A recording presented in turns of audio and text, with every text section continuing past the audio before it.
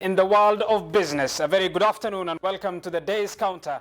My name is Abu Bakr Abdullahi. The next 1 hour, I will be having economist Steve Iko will be joining us to make sense of the stories that have made equally headlines in the world of business. But first, let's get to the stories that are making headlines as of now. Now, Tabitha Karanja, the Chief Executive Officer of Keroche Breweries, has been released on a cash bail. The owner of Keroche Breweries Limited was yesterday arrested on allegations of tax evasion, tax that the Directorate of Criminal Investigations says has grown to the sum of 14 billion shillings. The court has, however, ordered her and her husband, to deposit 15 million shillings in 7 days, failure to which directors, apart from the chairman, will be arrested.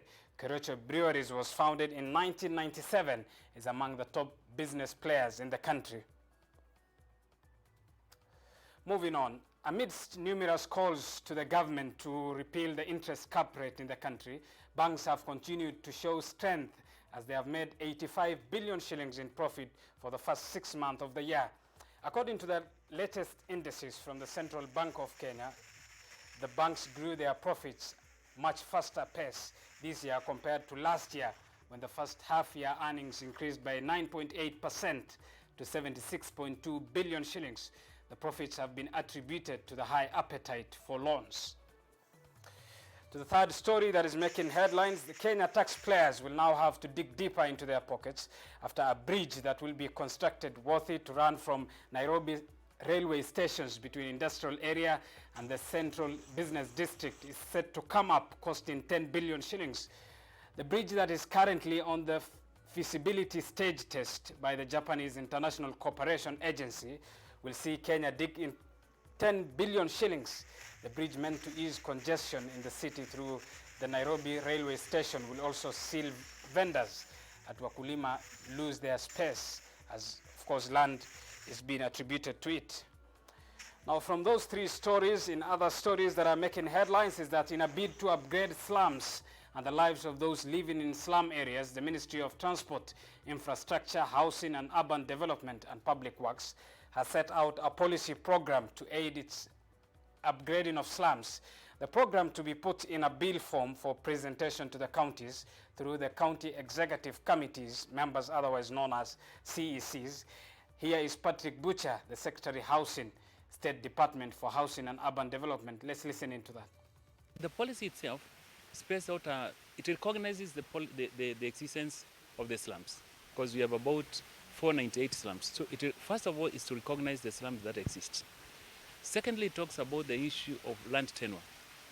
What rights do the people who live in slums have?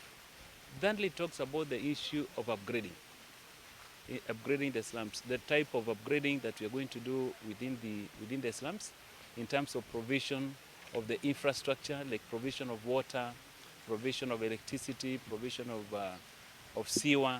It talks about also how do you deal with the issues of how do you allocate people. Since the issue of also these slums are actually in counties, and the issue of also implementation of housing also is so much with the counties, we realize they're the major stakeholders. And even in the formulation of policy, we involved the counties. And therefore, it is more important that we formulate the bill with the county, particularly the CEC, in charge of the counties. Of the major issues that we do under slum upgrading is the involvement of the community themselves. Even here, in today's meeting, we have Muungano wa Wanavijiji. They are part of people who are participating, because these decisions we are making affects them, and therefore they have to get a solution or give us a solution themselves. Now, elsewhere, for most enterprises, safety is a top-notch priority. While many are forced to hire guards and seek security services, the happenings of an incidents that harm the reputation or even the products, a company has solely depended on human keenness, which is not always guaranteed. However, at times, and many at times, of ensuring the business are safe has emerged, amongst them being an introduction of artificial intelligence services. Our reporter James Kimani spoke to one creator of such intelligence service, and here is that. So I'm coming to you from the Radisson Blue Square, where the CIO is currently doing a summit on the Internet of Things and also the technologies, the artificial intelligence technologies. And right next to me, I have someone who will try and explain to us the project that they are undertaking concerning the artificial intelligence systems that can work to ensure that the security around us is safe. Maybe can bring you to the conversation. You start by telling us your name and also what you do. My name is Paul Kogi. I work for a company called Synthesis Systems. We are integrators where we provide solutions for security and safety around the East Africa market. Yes. Maybe if you can give us a brief on what ways that you guys are using that is different from maybe other ways that are currently there in the market. In the market, we find different industries and different verticals, may it be manufacturing, may it be financial, may it be shopping malls, retail, real estate facilities. And in each of these verticals or markets or industries, you'll find there are different ways that data is utilized or making sense for their business. Just to give you an example, let's say in a banking sector, you have gone and withdrawn some cash from the ATM. And normally as we Kenyans, once we get the cash, if I was withdrawing, let's say 5,000 shillings, I never count the money, I just put it in my pocket. But later on when as I go to make a purchase, I realize it's 4,500 shillings or 4,000. How do I come back and say that I withdrew 5,000, and how does the bank verify that actually the machine gave me 4,000 and not 5,000? So these are some of the ways that our technology, artificial intelligence, machine learning, and integration comes in handy to solve such incidents or issues. In another scenario, let's say it's a manufacturing area where safety is of key because it's human life. If somebody operating an example, a forklift, and moves in an unusual manner or at a high speed, likely to cause an accident, you want the system to alert the control room people in advance to prevent an incident or an accident happening, meaning saving life. In a shopping mall, let's say you are talking to people who are manning the security or the people who are coming to shopping. So as you walk in, if somebody draws out a gun or a loud noise happens, you want the control room alerted on the spot so that you can avert any incidences that may degenerate to a catastrophe. Yes, maybe you have given us several examples on how the system, maybe now if you can go into a brief summary of maybe how does it work, because now you've given us someone comes into a supermarket, draws a gun, maybe how exactly does it work?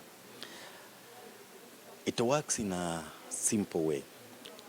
We use cameras which provide a lot of information in terms of video data. This video data carries information. Our software behind the scene and our systems behind the scene are able to interpret that load of data and give us relevant information based on the area and what they learn from that area. Once we deploy a system, let's say a camera, within 5 days it has learned what happens in that area.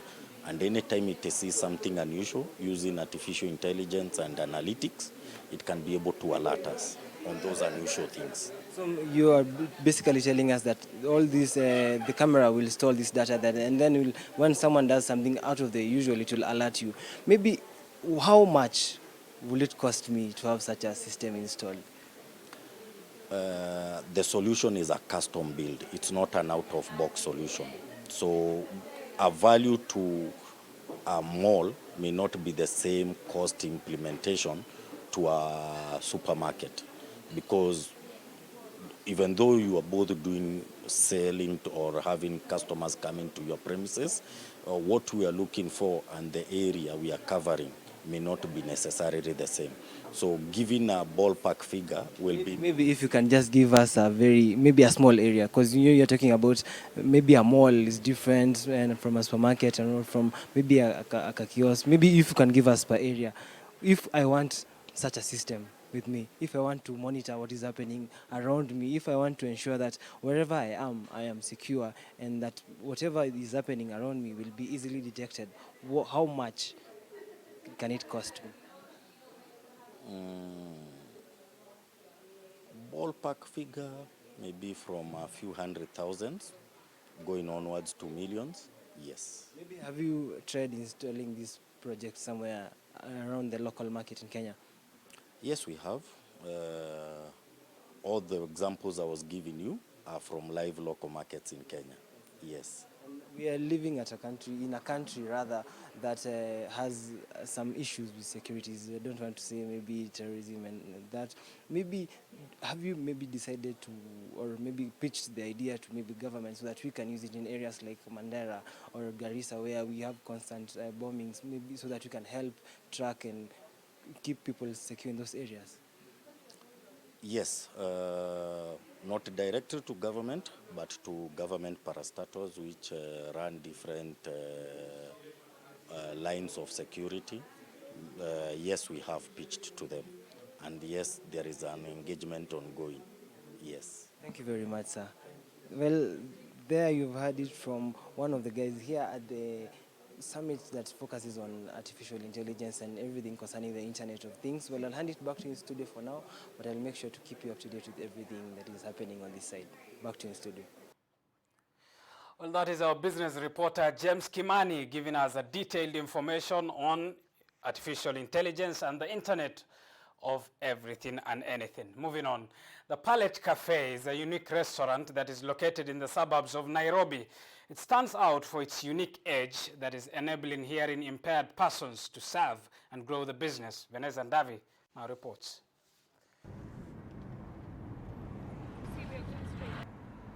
We set our journey from the home of untold stories in search of a gem, a reality in the recent.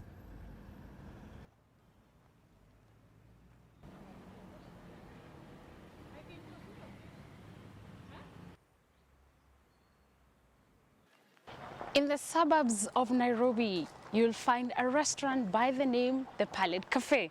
This restaurant is one of its kind. Why? Because they've offered to give hearing impaired persons in Kenya an opportunity to get training, employment in the food community.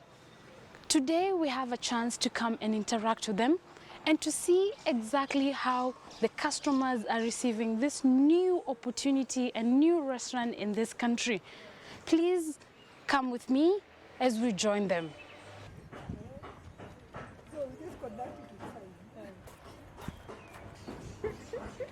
I'm used to it. When they're busy, I talk to them. And then they look at me and laugh. And then I also laugh at myself. I remember, God, I can't hear. It's a start of the day for the members of staff at Palette Cafe. Looking at their joyful faces, one can pass this for any other kind of meeting. But this is not your ordinary staff briefing. The silence stands out. For these 5 staff members out of a 12-member team managed by Susan Watkins, the sign language not only serves as a guide to the day, but the basis for communication of duties, all of which is the idea of Faisal, whose adventurous spirit led him to the creation of one-of-a-kind restaurant here in Nairobi. Palette Cafe is a place which is located in Lavington, the heart of Lavington, right opposite Lavington Mall. Why Palette Cafe? And the name is just because of I like doing recycles. Recycle is one thing I think we should do it within this continent, specifically here in Kenya. Reason being because I think we will be having environmental the impact of environment, we need to do it by ourselves. So if you can see around Palette Cafe, the premises, it's just simple and recycle. And I think it's an amazing thing. I always welcome people to come here. I appreciate you guys coming over. It's one of the most amazing places that you can find it around. So welcome and thank you so much. Meet Boniface, who's not only a waiter at Palette Cafe, but also a basketball coach and a mentor. In the hospitality industry, communication is key. But to Boniface, despite the challenges that have come his way, he has learned to live by faith and through his pastor's words of taking one step at a time. The work is continuing well. My friends also are happy for me that I finally got a job. My family was shocked, a deaf person being able to be employed. When I finished Form 4, they were thinking, okay, perhaps that was the end of it all. But getting employed in the hotel industry was a big shock to them all, and I thank God for this special blessing. Now I am telling my friends, do not be discouraged, keep on trying, keep on trying. Also, even in the basketball pitch, I am encouraging them because not many people are ready to accept us, but employment will come slowly by slowly.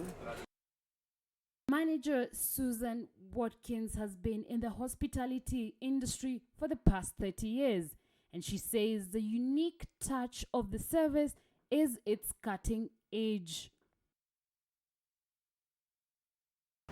I manage this amazing Palette Cafe, the best garden restaurant in Nairobi. I can confidently say that. It's an awesome place. I have a workforce of 12, and they're all amazing. They're all very capable. 5 of them have hearing impairments, but you'd never know because they're awesome. They're very alert and very social. You'd never know. I love them. Me to be so aware in life, so alert, things I always took for granted. There's so much I took for granted in life. I can't believe it. You know, I would talk to someone as I walk away. Right now I'll not do that. Because I realized I need to talk to you. So for them, I need to talk to them as I'm watching them, because they need to see me. It's made me take a step back in life and think twice about everything. Customers sometimes are reserved and worried when they first learn about the hearing impairment of these waiters, but impressed by the exceptional service they receive.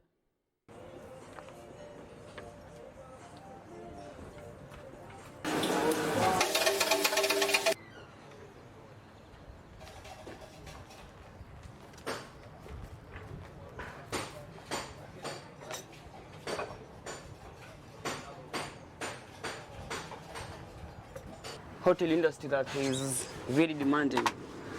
I can say like I started this because of the passion. Actually, I have the passion to do coffee, to be a barman, to be a barista.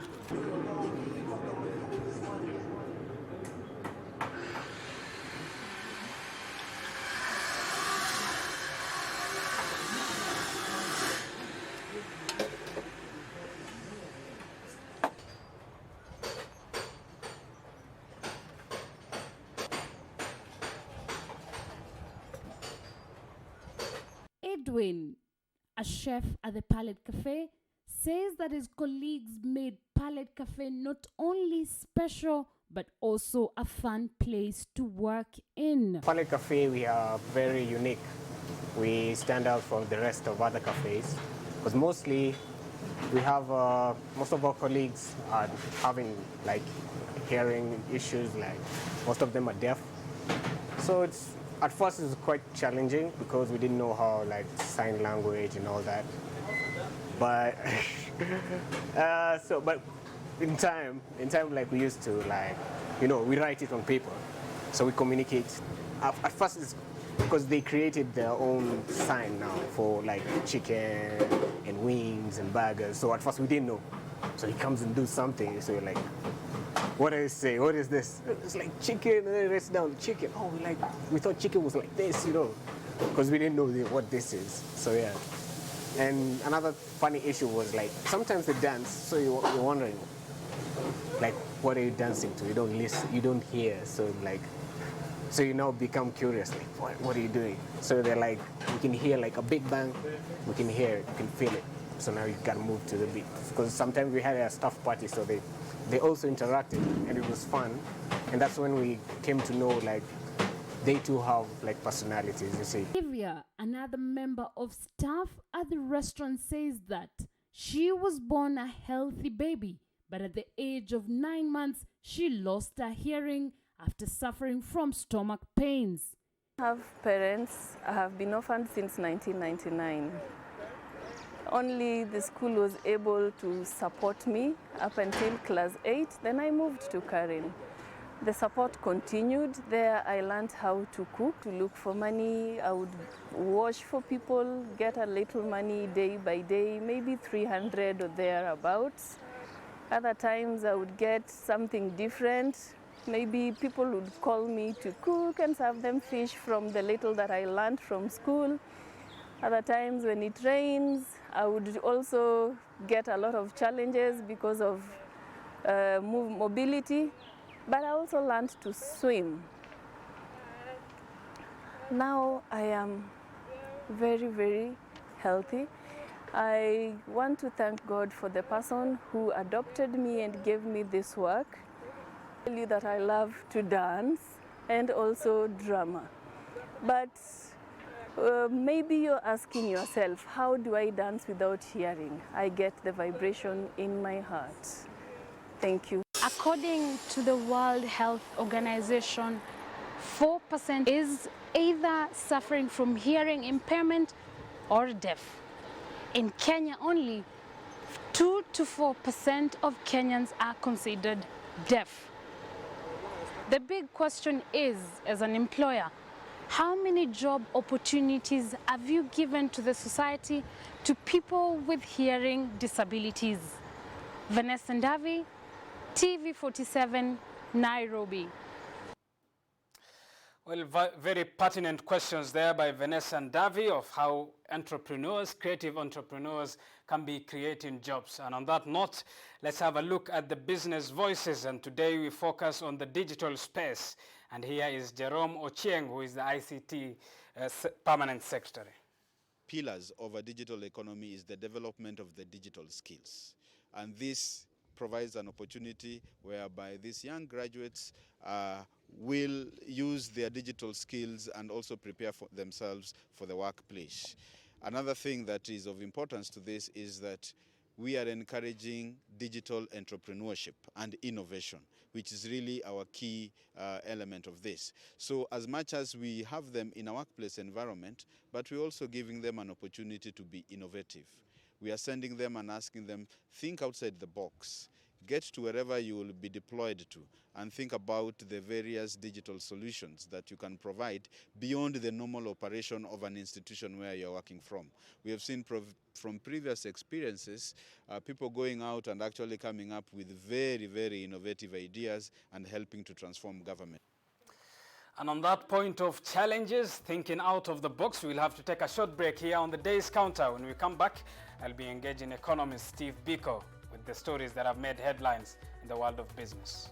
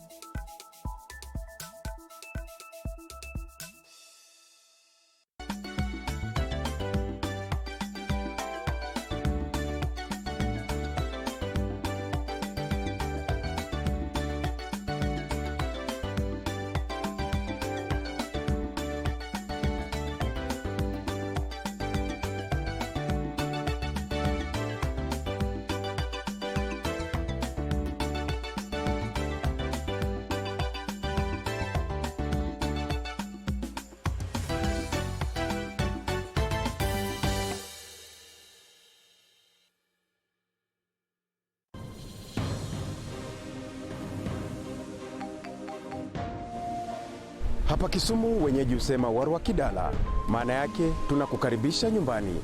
Hapa kaunti 042 nitakupakulia taarifa, mahojiano na habari zenye usawa na ufasaha. Mimi upande yangu, mimi ni mtu wa bodaboda. Kuna kazi. Hata sasa niko kwa kazi. Sasa upande yangu mimi nimeumia zaidi. Zile vitu ninauza ni zile vitu mimi mwenyewe ninatengeleza na mkono yangu. Jina langu, ni Daniel Dembede na hii ni TV47.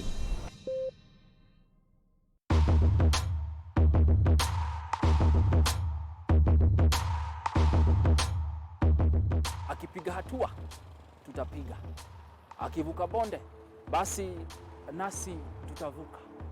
Hii ni Mboni ya TV47.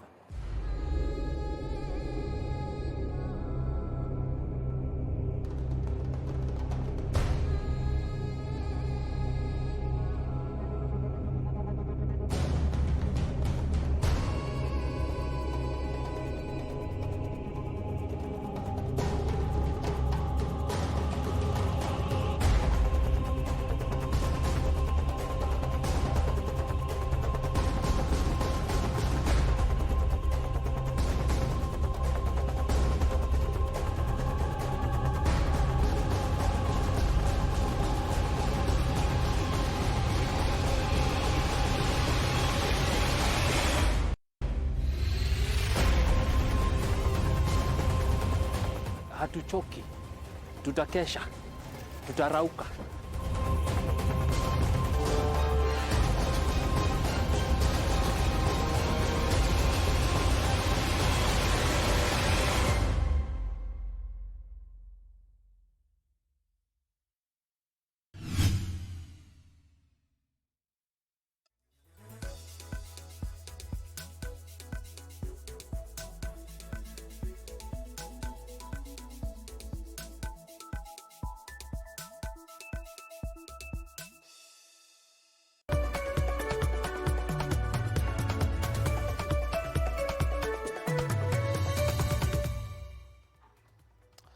All right, welcome back to the day's counter. Let's now review the week that has been in business, and joining me in studio is Steve Biko, an economist, to make sense of the week in business. Steve, many thanks for making time for us. Pleasure.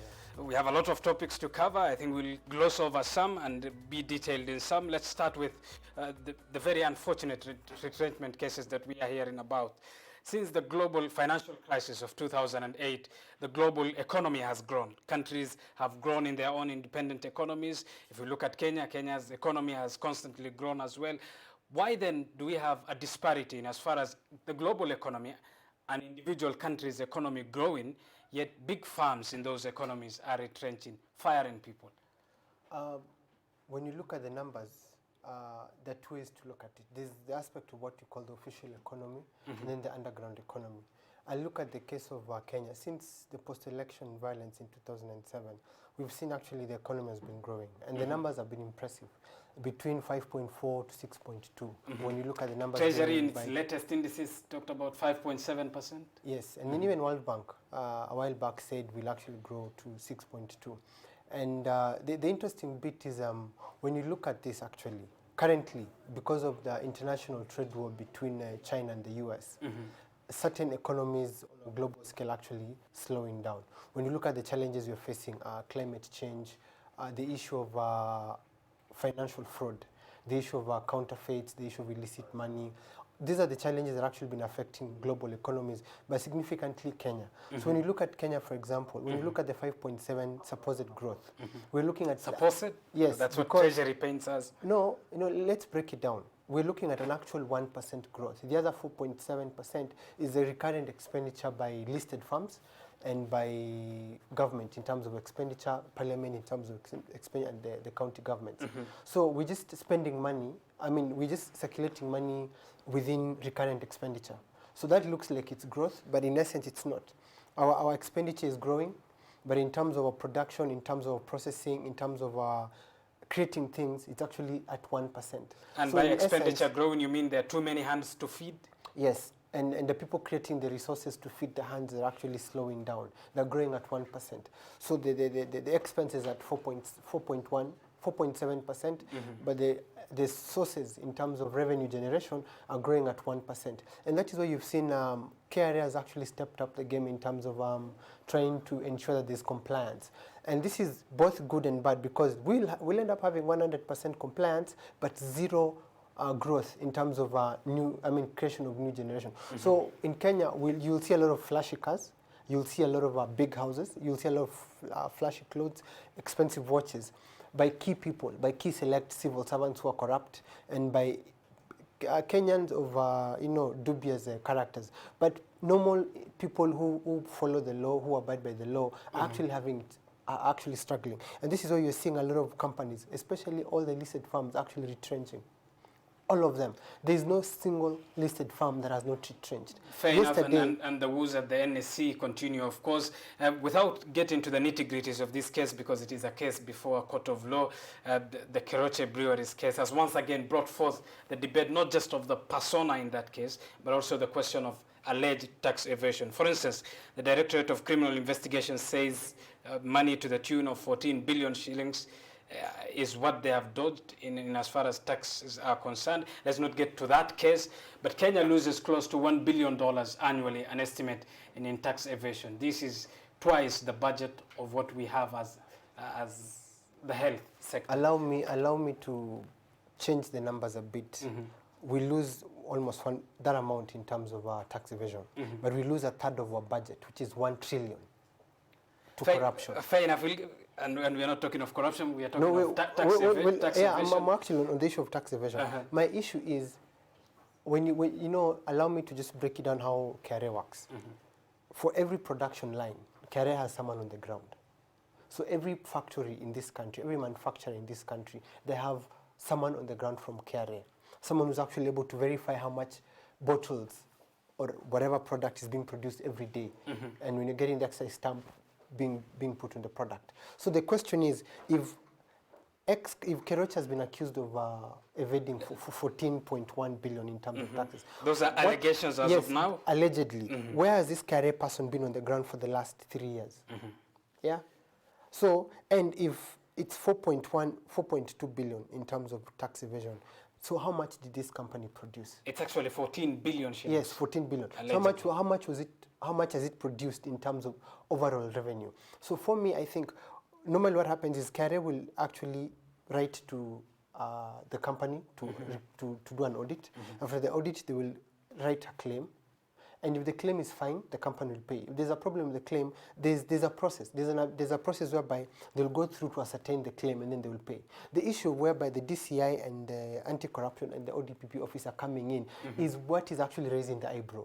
Because this is no longer about the issue of tax evasion. This is becoming a criminal aspect. And I know tax evasion is actually a serious criminal offense. An economic offense. It's an economic offense, but it is not under the penal code, which actually defines what criminal proceedings, but it's a civil aspect. So how the DCI is actually handling this is raising eyebrows. And this is why you're seeing a lot of emotions in all these issues, whereby people are saying, oh, you're targeting our local entrepreneurs and things like that. And there have been questions in as far as the so-called targeting of entrepreneurs is concerned. Is it so? From an analytical point of view? Yes, I can actually give you a list of them. And for me, I'm thinking KRA should actually adopt a different approach in terms of ensuring there's compliance. Compliance should also ensure that there's growth of the same companies. They might force Keroche to pay this 14.1 billion, but they'll end up shutting the company. What will happen to the 500 plus people directly employed by Keroche and the 3,000 people indirectly who actually benefit from this? Fair enough, that is a case before a court of law. We can't delve deeper into it. We leave it at that point. Another topic that has made headlines as well in the world of business is the announcement by the Principal Secretary, Andrew Kamau, who said, this is in relation to the petroleum export, said that the $12 million that is to be received from the sale of the first crude oil will largely be used to cover the expenses of the Explorer and the government's taxes. Well, this is where I say this country is full of bullshit, if you can forgive my language. There's a law that has not been assented to by the president, access to public information. The CS for Energy was very clear, and he said that the deal between the Explorer and the government of Kenya will not be made access to the public, will be private and confidential. So we have no idea what was the deal. We have no idea what is the exact percentage that is supposed to go to the people of Turkana. We have no idea of what is the exact percentage that's actually supposed to go to the national government and how much is supposed to be trickled down to the county governments. So when the energy officials come out and say, oh, this amount of money that you're going to receive is going to be ABCD, we don't have the paperwork, and we are demanding for the paperwork. I've been very critical in terms of requesting for the paperwork, and I think we are going to go to court to demand openness, because we want to see the deal between the government of Kenya and the Explorer, this is tallow oil. We want to understand how much money. We want to understand what are the taxes. And out of these taxes, what percentage is going to the people of Turkana. Because at the end of the day, this is a resource of the country. And we're looking at how much in terms of debt we are in. We're looking at how difficult the economy has become. We're looking at actually entrenching and ensuring that devolution works. So yes, I'm happy that processing of the oil has actually started. Oil is being transported and being exported. But we want openness, we want accountability. And I want the people responsible, the county, the Council of Governors, to actually demand accountability and openness of the contract. In fact, what the Petroleum Secretary said is that Kenya will have to wait, or rather Kenyans will have to wait till 2022 for the gains of oil to trickle down. That is too long for you? This is actually too long for me. Because now, if we're already receiving money from the first sale of the first batch that has actually been transported, then that means where is the money going to? Who are the officials actually benefiting from this? Who are the actual owners of the blocks that where the oil is actually being mined from? See, there are a lot of questions that there are a lot of questions the public is asking. There's a lot of secrecy from the government, and unfortunately, it behooves the point whereby KRA is under so much pressure to ensure that they meet the 1.8 trillion target. Yet we have a lot of money that's actually going through the loopholes because of corruption and open greediness. I challenged the CS for Energy to come up and tell us openly about this contract. We are planning to go to court about it. We challenged the governor of Turkana, Nanok, to actually demand for openness, because at the end of the day, his people of Turkana are the ones who are supposed to benefit directly from this. So you're not going to tell me you're planting, you're working for 5 years before you can benefit. Seriously, but the national government. The justification is that this money will be used to offset the expenses that were cut. Then there's a problem with the contract, because it shows that the explorer, Tallow Oil, are going to benefit exclusively with a few government officials until they exhaust the reserves of the oil.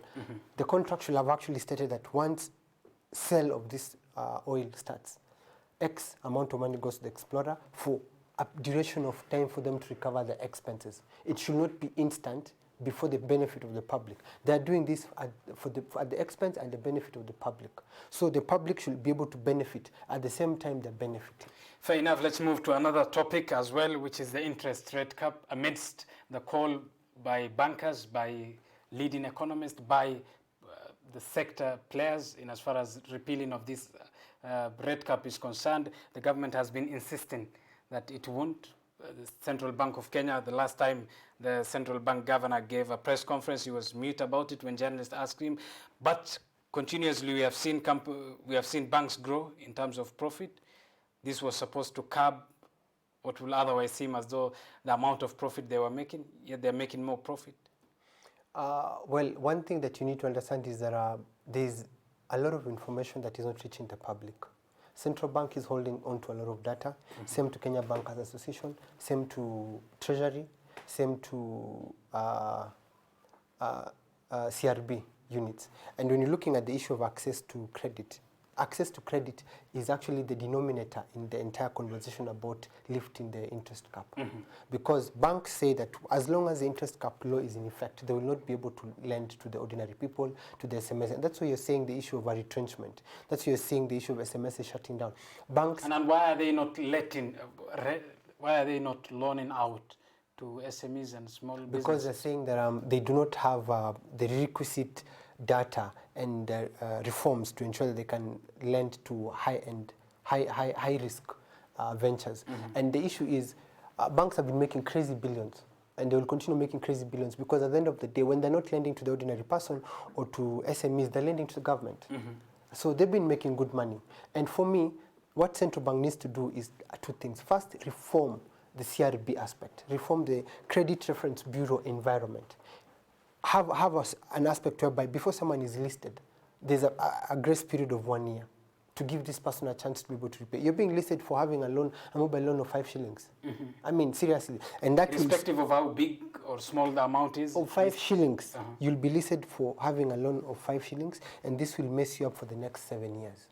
So first, the issue of credit rating needs to be reformed so that we can look at what the banks are calling risk lending. Risk lending will be looked at how your credit score is.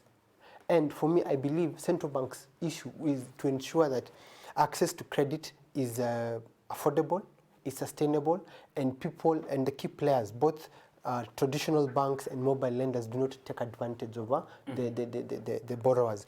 And it's unfortunate to say that key people of the government have a stake in the story. And that is why the whole issue doesn't have, no one is putting the interest of the borrower ahead.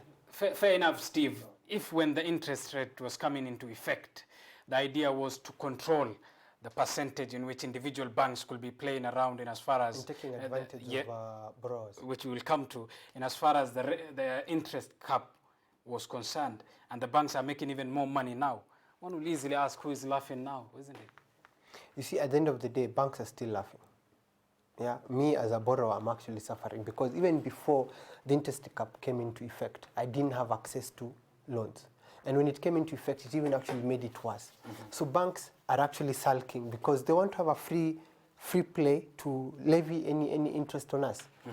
A bank wants to levy you 45% interest to be able to give you money because they think you're a risk in terms of the money. But all I'm why does that leave the small, medium enterprises, exactly, SMEs? That's what I'm coming to. You know, all banks need to do is just study the business model of an SME. And they will understand that most of us, majority of us, are keen to pay our loans back. We just want access to money for us to grow. Look at the issue of KRA and the tax evasion. At the end of the day, when you're paying your salaries, for example, do you pay the loan or do you pay KRA? This is a question most of us have been asking. Yeah? Do I fire people to be able to reduce my tax obligations so that I can pay some money here and pay some money here? In the US, and we've been doing a lot of research, in developed economies, key producers and key manufacturers don't pay taxes. What their challenge is to ensure that they reinvest the money into the economy and create more jobs. What KRA is actually doing is simply killing an avenue for creating jobs. And banks are not helping. I'm challenging the central bank and the central bank governor, Mr. Njoroge, who's actually my friend, to ensure that the ordinary SME can have access to lending. The same way I have access to lending on mobile phones. How come it's easy for me to borrow a loan from Mshwari, from Coop Bank, from Tala, from whatever? But Steve, don't you understand the justification from individual banks that if we are lending to people whom we regard as high risk, why should we lend in the first place to them? But you see, what is the point of having a CRB? CRB is actually to ensure that my credit score is actually monitored, to ensure that if I'm listed on it, then I cannot have access to credit at any given institution. So we need to reform the CRB environment, we need to link all the players, and we need to actually have a fair game. And we need to avail the data to the public. Let the public understand the challenges banks face, what central bank is facing, what the policy makers are making. And I'm challenging Parliament to actually step in and actually ensure that there's fair ground for conversations. Steve, my director is telling me that we are out of time, but before I let you go, we have a national event that is staring at us starting from tomorrow, the national census. The politics of it aside, from an economic point of view, why count people? Even from the biblical times, when the Israelites were moving from one place to another, God instructed Moses in terms of how to count people. And there was always a levy to it. From an economic point of view, it's actually very important to count people to ensure that we have proper planning in how to manage our resources. There's proper planning in terms of how to ensure that there's better revenue sharing between national government and county government. There's better resources to ensure that we have the relevant police stations in key areas, we've got the relevant number of health institutions in key areas. So this is basically to help map how to allocate resources. And does knowing the number of people who live in a certain area or even a certain country help in as far as the economic plannings are concerned? It's actually very key. You see, you cannot tell me you want 20 police stations in the CBD and you only have 100 people. So this is very key to help us allocate and map resources in every aspect, from health to managing security, to ensuring how to tax people, distribution of water. You know, water has become a very big challenge. So this is actually very important. Ignoring the politics, I'll urge Kenyans to actually come out and support the exercise. Let politicians play the politics, but at the end of the day, when Kenyans know how many they are in a region, they can be able to demand more allocation of resources. Fair enough, Steve. That's where we'll have to end this discussion here. Thank you for coming, and that brings us to the end of today's edition of the Day's Counter. I am Abubakar Abdullahi. Thanks for watching. Fiona Kenga is up next with Shina Laupeo. Stay tuned.